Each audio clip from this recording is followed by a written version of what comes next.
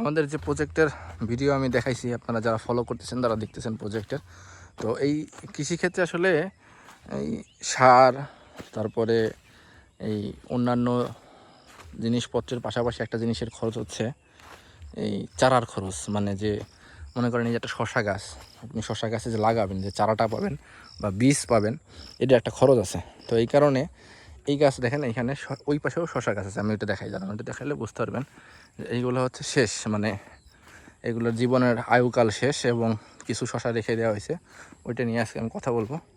তো এইটার পরেরটা হচ্ছে এইটা, মানে এটা এখনও সজীব আছে, অনেক ফল আছে গাছে, এটা হয়তো ফল খুব দ্রুত এটা সেল করা হবে। কিন্তু যেটা বলতে চাইছি সেটা হচ্ছে দেখেন এখানে কত শশা রেখে দেওয়া হয়েছে। এটা হলো আমাদের এলাকায় বলে বেসন, মানে বীজের জন্য রেখে দেওয়া হয়েছে। এই যে এই যে এই যে একটা বড় আছে এখানে, এটা হচ্ছে এইগুলোতে বীজ বানানো হবে, মানে এখান থেকে বীজগুলো ওই যে আছে কালেক্ট করা হবে বীজগুলো। তো এরকম পরবর্তীতে আপনি যদি চাষাবাদ করতে চান সেই ক্ষেত্রে আপনার হবে কি, আর এই বীজ কিনতে হবে না, আপনি এইখান থেকে বীজ কালেক্ট করতে পারবেন। এটা হচ্ছে যারা লং টাইম চাষাবাদ করতে চান বা এই ধরনের কাজে থাকতে চান, তারা এগুলা করতে পারেন। আমি দেখাচ্ছি ভিতরে ঢুকে, এখানে এই যে পাতা দেখা যাচ্ছে না, পাতার মতো, এগুলো কিন্তু বেশিরভাগই শশা। এই যে নিচে শশা, বড় বড় যেগুলো, এগুলো হচ্ছে শশা। এই যে বড় একটা, ঠিক আছে, এগুলো সব হচ্ছে বেসন। এখানে এগুলা এই দেখেন কত বড় একটা, ঠিক আছে। তো এরকম একটা, দুইটা, তিনটা, চারটা, পাঁচটা, ছয়টা বেড আছে।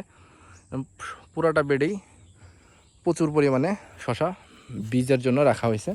কিছু এখান থেকে নষ্ট আছে, যেগুলো হয়তো ফেলে দেওয়া হবে। এখানে যে পোকাগুলো হচ্ছে এই পাতাটা খেয়ে ফেলে, এই যে হচ্ছে নষ্ট হয়ে গেছে এটা। তো এরকম প্রচুর পরিমাণে আপনি করতে পারবেন, মানে বেসন মানে বীজের জন্য রেখে দিতে পারবেন, যেটা আপনার পরবর্তীতে যখন চাষাবাদ করবেন সেই সময় এই বীজটা আপনার কাজে লাগবে। আপনার বীজ কিনতে হবে না সেই সময়। জমি আপনার তৈরি করা আছে, গাছগুলো সব ফেলাই দিবেন, এই বাঁশগুলো থেকে যাবে, এই সব গাছ কেটে কেটে ফেলাই দেবেন, নেটটা থেকে যাবে।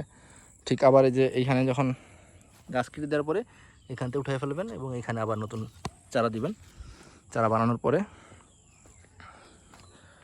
গরমে আমি খুব হাঁসফাঁস করতেছি, তো চারা দিবেন এবং পরবর্তীতে এই স্থায়ী খরচটা ঠিকই থাকবে, আপনার বীজের খরচটা লাগতেছে না, কারণ আপনি নিজে বীজ উৎপাদন করে সেই বীজ থেকে আপনি আবার শশা লাগাবেন। সেক্ষেত্রে আপনার আগে যে খরচটা ছিল ওই খরচটাই রয়ে গেল, ওই খরচের মধ্যে এক্সট্রা আপনি সেকেন্ড টাইম আপনি চাষ করতে পারবেন। এমন করে করে আপনি শশার মানে বীজের থেকে, আপনার যে বীজের প্রথমবার যেমন বীজ আপনার কিনতে হয়েছে বা কোথাও থেকে আনতে হয়েছে, আপনি সেইখান থেকে মুক্তি পাবেন। আপনি এবার নিজেই বীজ উৎপাদন করতে পারবেন। যে এইখানে যে শশা, এইটার পরে হচ্ছে এটা লাগানো হয়েছিল এবং এটা শেষের, মানে এখন হচ্ছে ওই বীজের জন্যই সব রাখা হচ্ছে, এখন আর খুব বেশি সেল করা হচ্ছে না। এই জন্য আপনি দেখবেন যে সবগুলো শশার অবস্থাই একটু খারাপ। খারাপ বলতে আসলে রেখে দেওয়া হয়েছিল, যে কারণে কিছু নষ্ট হয়ে গেছে, কিছু পড়ে আছে, কিছু গাছে আছে। আমি ওই পাশে দেখাই, ওই পাশেরটা একটু বেশি আছে, এখানে কম আছে। প্রত্যেক জায়গার মধ্যে ছোটো পাতলা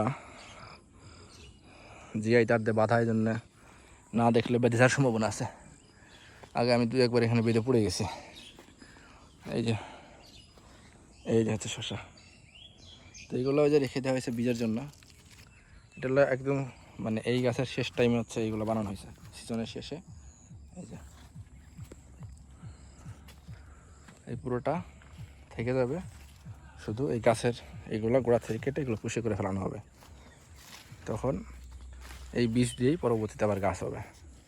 এইভাবে করে যারা চাষাবাদ করেন তারা ওই যে জিনিসটা চাষ করবেন ওইটার একটা রেখে দিতে পারবেন, মানে পরের বার চাষের জন্য বীজ নিজেই তৈরি করে নিতে পারবেন। এখানে অনেক আছে।